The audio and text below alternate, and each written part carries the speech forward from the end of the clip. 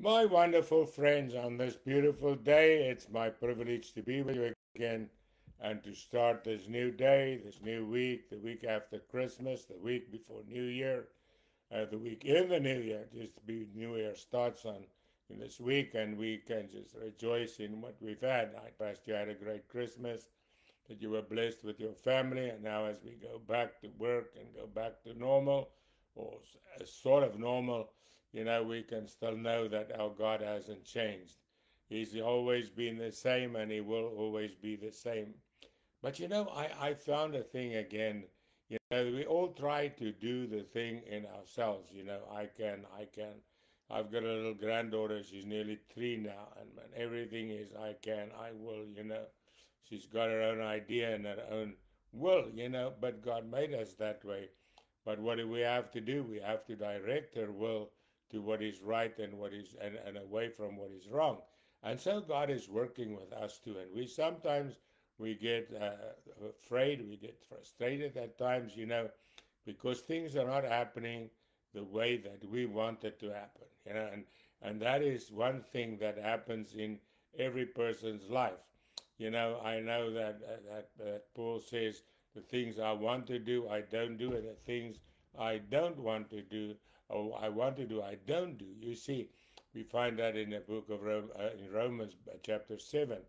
But Paul had one secret that he shared with us, and he says, uh, um, "We are found sinners in Christ." In Galatians 2, he says, uh, uh, "If I build against those things I destroyed, I make myself a transgressor." Now, what is Paul saying here? We've got to destroy the old things. We've got to destroy the sin in our lives. We've got to destroy the flesh. We've got to destroy that which is evil. Why? Because then Paul says, "For through the law I died to the law that I might live to God." Because our biggest problem is we get legalistic. We try to buy salvation through works. We try to do stuff to please God. And the thing is, you cannot please God by doing things. You can only please God by loving Him and by obeying Him. I have in my life, I'm melancholy, so I will be on a mountaintop, and when I mess up, man, I fall into the dust. And I sit like Job and throw dust on my head and feel sorry for myself and think, woe is me. I'm never going to make it. Look what you've done. You've messed up. Now, one day I was sitting there and I was feeling sorry for myself. And, I failed God. I sinned and I came short.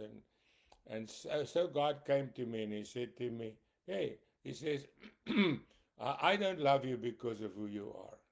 I nearly fell off the chair and I thought, wow, God, how can that be? And God said, no, I don't love you because of who you are. He says, I love you because of who I am. He says, my love for you is not seated in your performance. He says, my love for you is seated in myself. And I will love you even if you reject me. I will love you even if you walk away. Because I love you because it's who I am. I'm love, you know. And so don't try to please me with your works. He says, don't try to buy my love. It's there. Just take it and enjoy it. Don't try to deserve it because you cannot. And there I learned a great lesson. I cannot deserve God's love. There's nothing I can do to make God love me more or love me less. I can make him sad or glad, but that wouldn't change his love. And so I've learned a big lesson that day that I cannot buy God's love, but what must I do? I must realize I cannot please God by keeping the law, but I can love him. Because Paul then goes on and he tells us what our position in Christ is. He says, I have been crucified with Christ. Now, you know what happened then? If you come to Jesus, you are a sinner and you are corrupt, you are in yourself, you're dead. The Bible says dead in sins and trespasses, right? And you come to Jesus and that old man is crucified with him. And what does it mean? It is killed. And he says, and it's no longer I who live, but Christ lives in me. And I experienced that in my own life. When I came to Christ, I was a drunk on my way to a suicide's grave. I had nowhere else to go. And I'm only saved by two reasons: my mom's prayers, because she was a true Christian, and God's grace. I did nothing to deserve it. When I came to God, I had nothing to give Him but a broken life, you know, a sin, and there was nothing good, really. But the moment I gave it to Christ, He gave me something. That Sunday afternoon, the 22nd of December, it was 52 years ago, in 1973, when I read a book and I opened my life to Christ, and Jesus came in. And you know what He did? He took all that dirt and sin and all the powers of the devil and stuff in my life, and He took it away.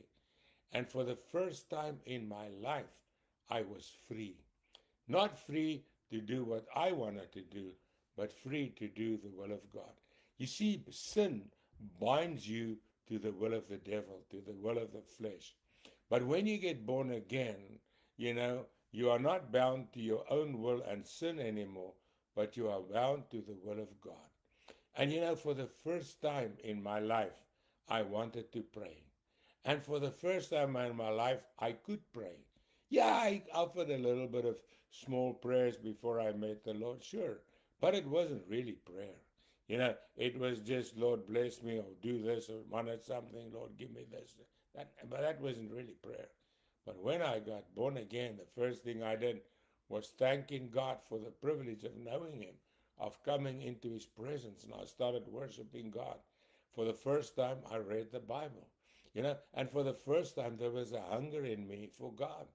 I went to church once in a while, as a sort of insurance for if I should die, because I grew up in the church.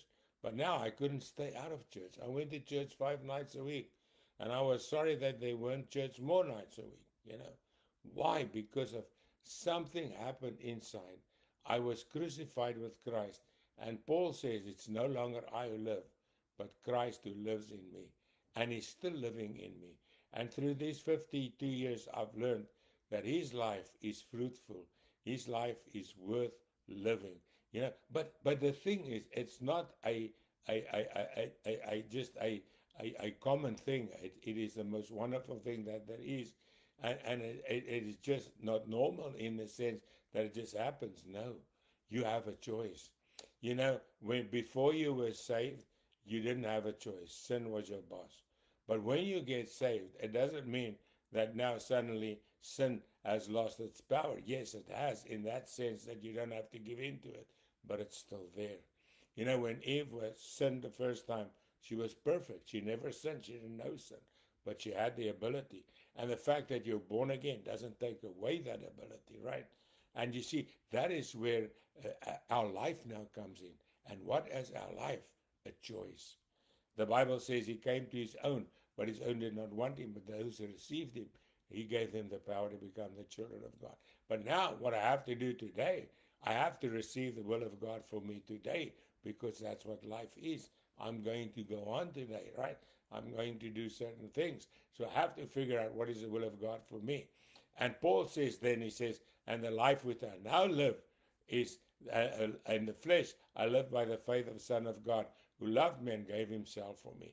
And what is Paul now saying? He says, I'm living the life of Jesus. Now, people make it such a difficult thing, but I have found it's a very easy thing.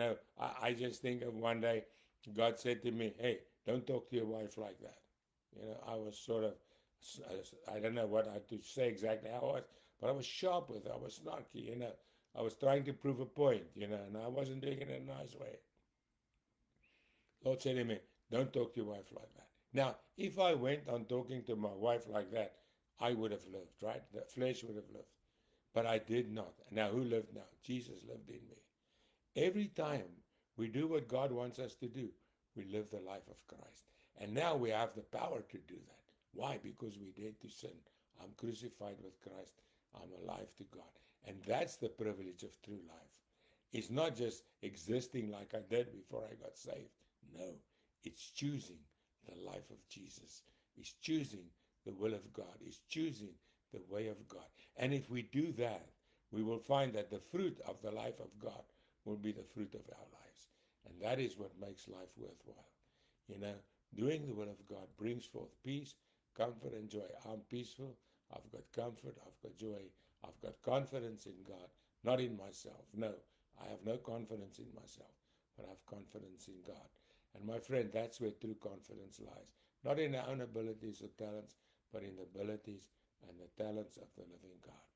And so we can go on today and let Christ live within us by choosing His will for us for today. Father, today we choose your will. We ask you to touch us by the power of your glorious Spirit. And as you, Lord Jesus, live in us, let the glory of your presence and the majesty of your greatness and the glory of your grace just fill us, flow through us, O God, and be glorified in and through us. Shine through us. Let your word be alive in and through us. In your precious name we pray. Amen. Well, God bless you. Have an awesome and a marvelous and a wonderful day in our Lord Jesus Christ. Amen.